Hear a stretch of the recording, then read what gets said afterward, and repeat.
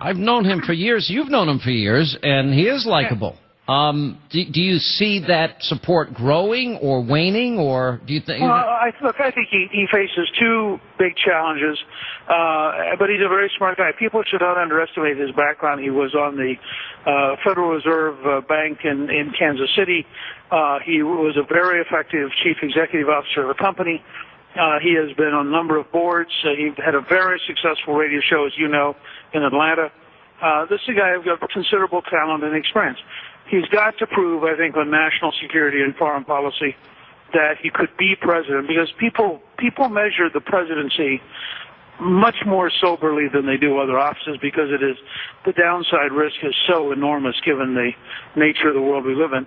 And then second, the 999 plan is I think, very hard for him to defend ultimately. I mean, I'm talking to you from New Hampshire.